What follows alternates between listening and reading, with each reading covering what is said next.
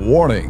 Bitag Live Morning caters to mature audiences. Topics discussed are particularly on hot, timely, current issues purposely intended for Filipino viewers and listeners worldwide. Discussions may contain language that may not be appropriate for some sensitive audiences.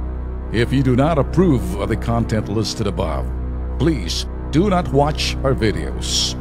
If you wish to continue, we strongly advise that you proceed with caution. Viewer maturity is advised. Kaya lang mga boss, you know what? Here's the problem. Marami hong mga naiwang basura ang mga dilaw, administrasyon ni Pinoy na kung saan yun ho mga Public and Private Partnership or PPP.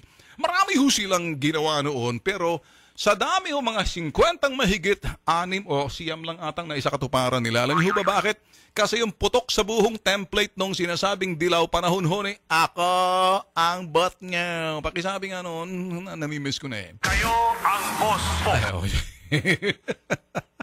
Kunyari ka pa kami ang boss mo nung araw. Gusto mo sabihin, ako ang boss niya. Ang galing ko pagdating sa Xbox ko, kasama ang pamangking ko. Anyway, just kidding. Just want to be funny. Okay, come on, be a good sport. Huwag kayo magagalit kay mga dilaw kung nakikinig ho kayo sa akin. Okay? All right? I'm just trying to be me. I'm trying to be me. Ain't nobody gonna tell me what to do and what not. Get it? Kasama ho yan sa sinasabi natin New Year's resolution ho ng Bitag Live. Okay, anyway mga boss. So marami hong natenga.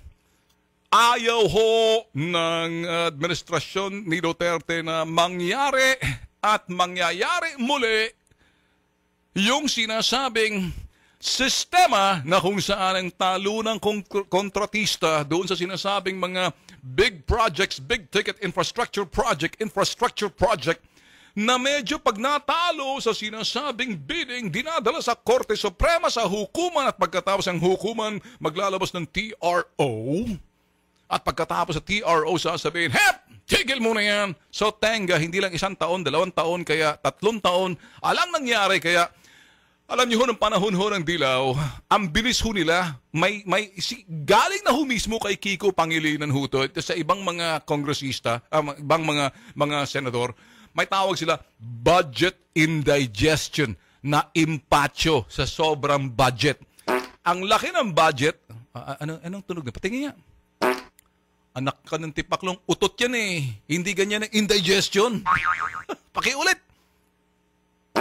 Ang inyong napapakinggan, isang utot lamang na kahit na paano hangin, kabag yan. Ang indigestion hindi natutunawan sa sobrang dami. Sa sobrang dami ng budget na binigay kay Abad, kumikintab yung kanyang ulo, kintab ng sikat ng araw, ganun din yung kintab yung ulo ng presidente noon na si Pinoy. Pakiulit nga.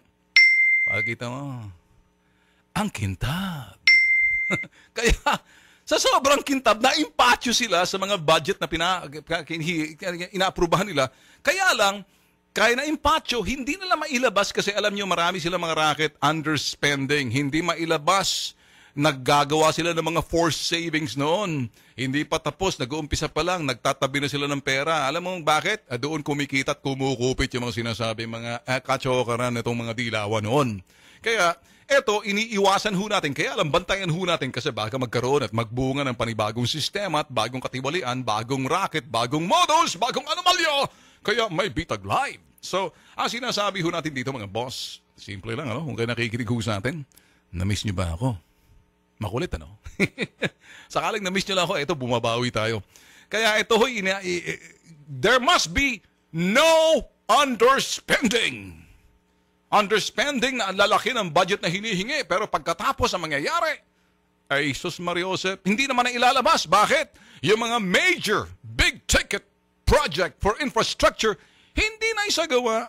Kasi mga talo ng mga kontratista, na may mga lobbyist sila, mga congressman, senador noon, tumutulong sa kanila, dinadala sa korte, hanggang sa Korte Suprema, makaabot yan, para may sakatuparan yung sinasabing temporary restraining order. Anak ng tipaklong, holy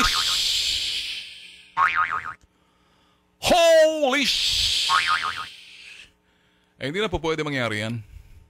Kaya ito, iniiwasan ho natin. Kaya nga ho, humihiling ho ng emergency power